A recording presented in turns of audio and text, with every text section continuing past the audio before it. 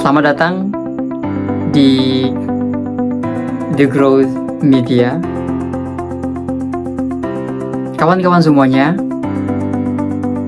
di awal tahun 2025 ini, dosen-dosen di seluruh Indonesia, se-Nusantara, sangat bersedih dan berkecil hati.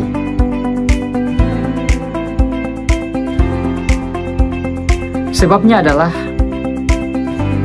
janji manis berdasarkan regulasi Permendikbud nomor 49 tahun 2020 dan keputusan Mendikbud Ristek Nadiem Makarim 447/P/2024 menyatakan bahwa tunjangan kinerja untuk dosen di lingkungan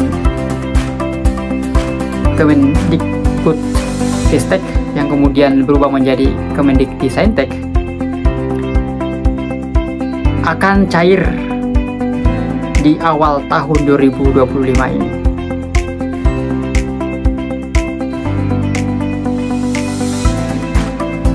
Tetapi ternyata janji manis ini diingkari dan Gensi menyebutnya sebagai prank, dan mungkin salah satu prank terbesar yang pernah ada di negeri ini.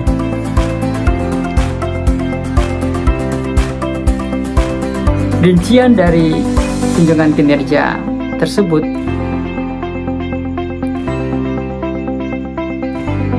seandainya diimplementasikan sungguh sangat membantu dan memberikan semangat bagi para pengajar di perguruan tinggi, mengingat ketertinggalan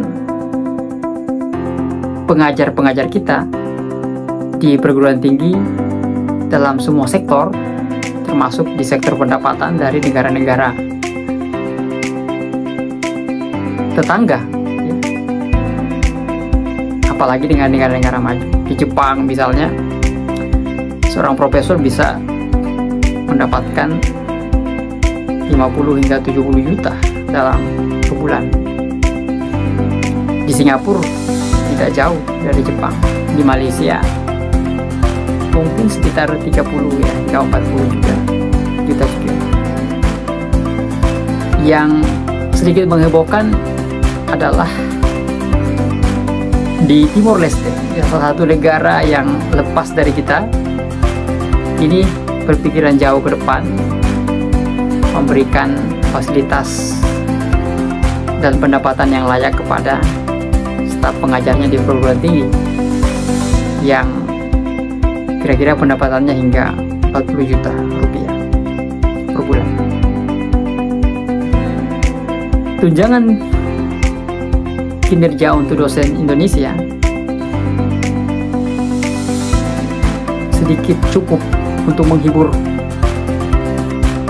tetapi sayang sekali tunjangan kinerja ini ternyata hanya janji manis. Adapun rincian dari tunjangan kinerja tersebut untuk dosen-dosen yang memulai karir sebagai dosen yang kita sebut sebagai asisten ahli, ya, itu mendapatkan tunjangan kinerja kurang lebih 5 jutaan. Kemudian untuk lektor kepala level bawah, ya, itu mendapatkan kira-kira 8 jutaan, dan kemudian untuk tunjangan kinerja lektor kepala level atas kurang lebih 10 jutaan, dan untuk profesor kita yang memang kita harus hormati itu kurang lebih 19 juta per bulan. Tetapi sayang sekali tunjangan kinerja ini benar-benar adalah janji kosong, janji manis yang diingkari oleh Kementerian Pendidikan Tinggi dan Saintek yang merupakan kementerian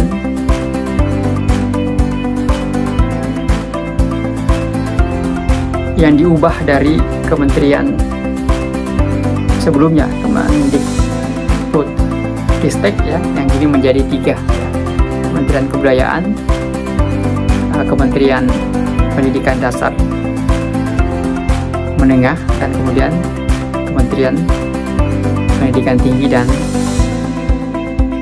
Saintek.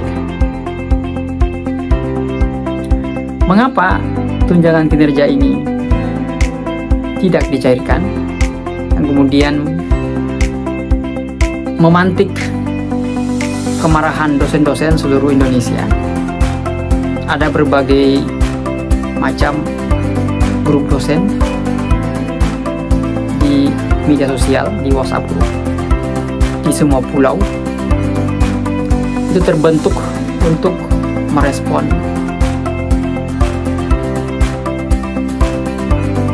gagalnya tunjangan kinerja ini untuk dicairkan di tahun 2025. Forum dosen ini menyebut namanya sebagai ADAKSI, Aliansi Dosen di lingkungan Kementerian Pendidikan Tinggi dan Saintek ya. Dan forum dosen ini masih terus bergerak di seluruh Indonesia untuk kemudian menuntut haknya, menuntut kepada Kementerian Pendidikan Tinggi dan Saintek agar merealisasikan tukin itu yang sejak tahun 2020 dijanjikan berdasarkan Permendikbud nomor 49 dan juga keputusan Mendikbud Ristek ya, 447/P/2024. Tentu saja ini wajar memantik kemarahan dosen-dosen, memantik kesedihan dosen-dosen karena janji ini seolah diabaikan begitu saja.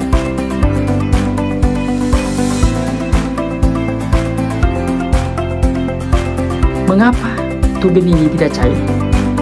Ini yang menjadi pertanyaan besar di kalangan dosen-dosen. Menurut pelaksana tugas Sekjen dari Kemendikti Saintek, Pak Togar ya, bahwa ini terjadi karena terjadi perubahan nomenklatur. Tetapi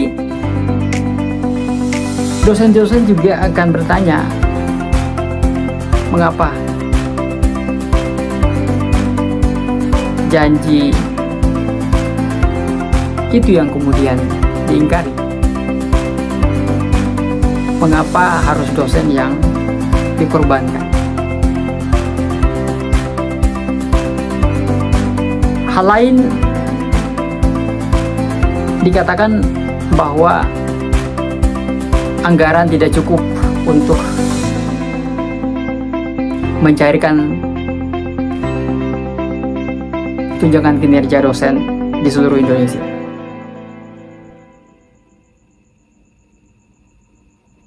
Ini merupakan hal yang sangat menyedihkan sebenarnya.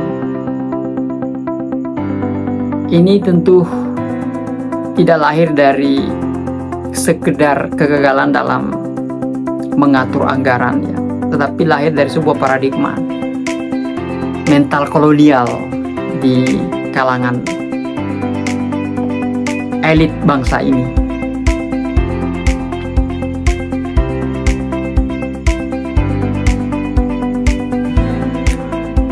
Ada banyak anggaran untuk hal-hal lain seperti infrastruktur, pembangunan infrastruktur, anggaran untuk pelesiran para pejabat,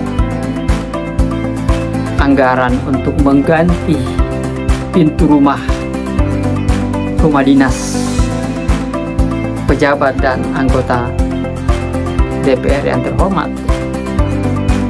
Ada anggaran untuk mengganti gorden rumah dinas, ada anggaran untuk mobil dinas dan rumah dinas, ada anggaran untuk membayarkan gaji komisaris yang ratusan juta, dan anggaran untuk gaji DPR yang juga ratusan juta per bulan. Tetapi tak ada anggaran untuk tunjangan kinerja untuk dosen.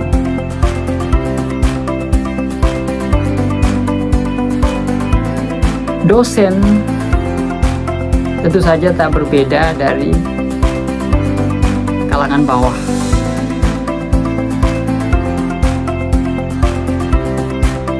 Kalangan bawah juga harus menuntut hak yang sama agar mendapatkan pendapatan yang layak di negeri ini. Pendapatan yang layak berdasarkan konstitusi kita, undang-undang dasar kita, itu yang kemudian harus menjadi perdebatan filosofis di negeri ini. Ini sebuah pandangan untuk mendukung sebagai bagian dari solidaritas sesama dosen seluruh Indonesia, bahwa nasib bangsa ini sangat ditentukan oleh sektor pendidikannya. Karena itu kita harus menghargai para pengajar, terutama di perguruan tinggi, agar mereka bisa mendorong lahirnya sains dan teknologi yang dapat digunakan untuk kemajuan bangsa ini. Cina berhasil melakukan revolusi sains dan teknologi itu selama kurang lebih 50 tahun, sejak tahun 70-an. Pasca revolusi kebudayaan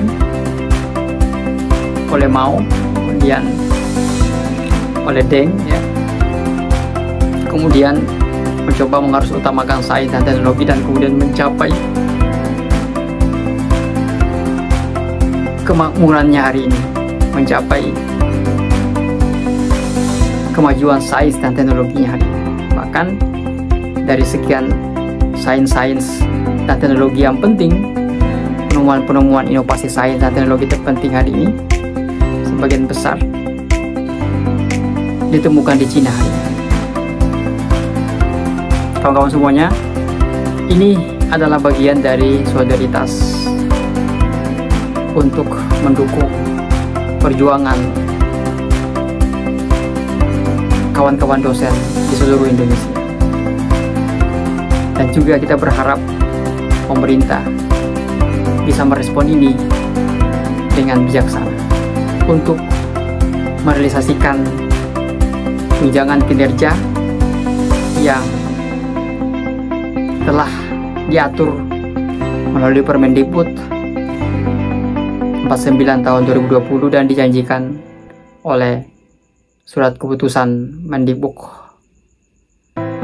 Ristek Nadiem Makarim 447/P/2024. Kita berharap dosen di Indonesia